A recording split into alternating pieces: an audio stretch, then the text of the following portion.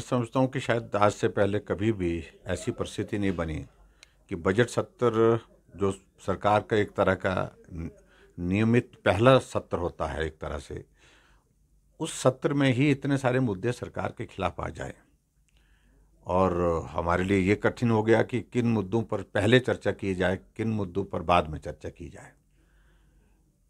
चाहे वो डिनोटिफिकेशन के इशू हैं, चाहे वो सरकार के निर्णय करने के बाद फिर पलट करके, और ख़ास तौर से कुछ लोग अब शब्दों का चयन कर रहे हैं। एक तो ख़ास तौर से जो एक शब्द नया निकला है, सोशल मीडिया में खूब चलाया है लोगों ने उस सारे को, कि भाई हर जगह तालाबंदी का इनको एक शौक चढ़ा है और इनको लग रहा है कि ये करने से बहुत अच्छा एक अलग पहचान बन जाएगी कि खोलना तो एक बात होती है लेकिन बंद करना बहुत बड़ी बात होती है। तो इसलिए तालाबंदी करने का एक नया एक शौक चढ़ा है। डी तो इसलिए नोटिफिकेशन के अलावा डिनोटिफिकेशन, कौन से मुद्दे हैं सर? डिनोटिफिकेशन के अलावा जो है प्रमुख रूप से मुद्दे देखिए, वर्दी वाला मुद्दा।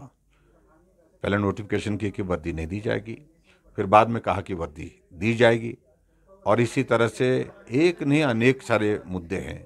और ख़ास तौर से इनके विधायक द्वारा ही छोटे से 3 महीने के कार्यकाल में ही इतनी निराशाजनक स्थिति ये वहाँ पर बन गई है। उनने सोशल मीडिया में ओपन और पत्र लिख करके पार्टी अध्यक्ष को अपना दुख जाहिर किया है, और जिसमें उन्होंने कहा है कि ना मेरे यहाँ एसडीएम, ना मेरे यहाँ पर बीडीओ, ना मेरे यहाँ पर तहसीलदार, सारे के सारे अधिकारी बदल दिए गए। एकदम बहुत बड़ा निराशा का माहौल।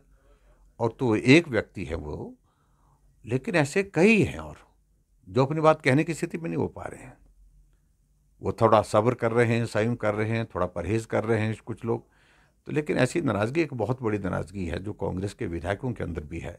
लेकिन अभी आप लोगों ने देखा होगा कि जिन मुद्दों को लेकर के हम जनता के बीच में गए, और जन आक्रोश इस कदर था कि बड़ी संख्या में, हज़ारों की संख्या में लोगों ने उसमें हिस्सा लिया।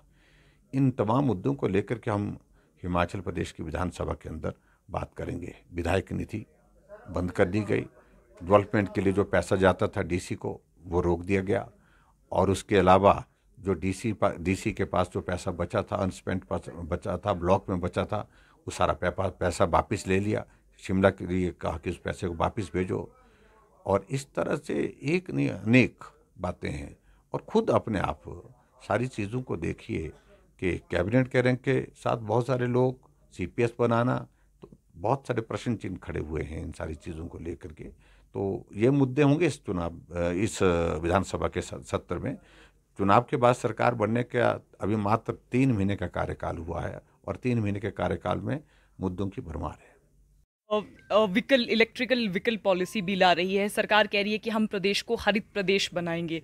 अब जहां तक बसेस लेने की बात है, सरकार कह रही है हम नई बसेस भी लेंगे। हालांकि वो बसेस कहते बेड़े में पहुंच भी जाएंगी। आप तो खुद परिवहन मंत्री हिमाचल प्रदेश सरकार में रह चुके हैं, आपका इस विषय में क्या विचार है? इलेक्ट्रिकल व्हीकल की पॉलिसी की बात ये जो कर रहे हैं, इनको समझ नहीं आ रहा है। ये पॉलिसी आदरणीय श्री जयराम ठाकुर जी के समय में आई है, और हमने उस समय से ही इलेक्ट्रिकल बसेज खरीदनी शुरू कर दी थी।